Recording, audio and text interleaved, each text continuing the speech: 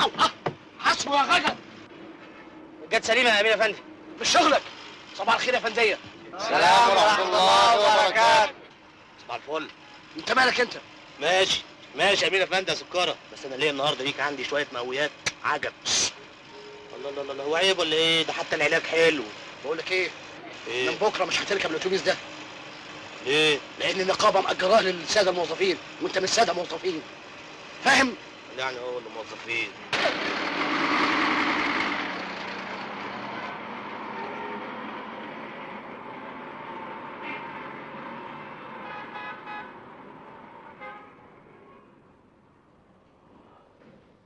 افتحي وافتحي، انا صباح الخير يا رب.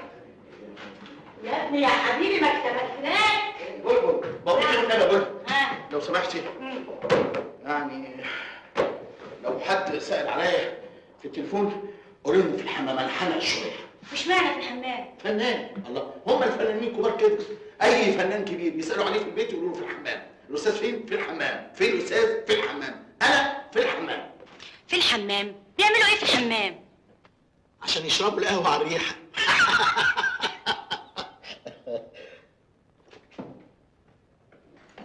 امتى بقى ابقى مدير عام؟ خير ليه؟ عشان اعينك سكرتيرتي وارفدك. يا خفة. هعينك في بيتنا ست البيت. ما تصطبح يا جدعان. صباح الخير. صباح النور. ما تتكل على وتروح على مكتبك. يلا. حاضر. الله، ده انت بتغير عليه يا عزه. بس يا حبيبي يا بتاع القوي، النبي يا عبده. والنبي ايه؟ والنبي كده؟ ايوه كده. طيب يا عزه. كمان ما يصحش، انت راجل فنان وليك مركزك، مالكش دعوه بالحريم والكلام الفارغ ده. الله يخليك، انت بس اللي فاهمني. يا عيني على الفن، يا عيني. معلش هتوصل باذن الله يا حمدي. لو كنت سمعت كلامي من 6 7 سنين واقول لك يا حمدي شيل الواد من الارض تقول لي لا، شيل الواد من الارض تقول لي، قعدت تتلكع لحد ما جه عدويه وشال الواد، ويا عيني اديك قعد بتعيط ويا ريته سكت، ادى الواد لابوه. صباح الخير. تاني؟ دوسيه. الدوسيه بتاع ايه؟ بتاع دوسيه. في حاجة يا استاذ عزت؟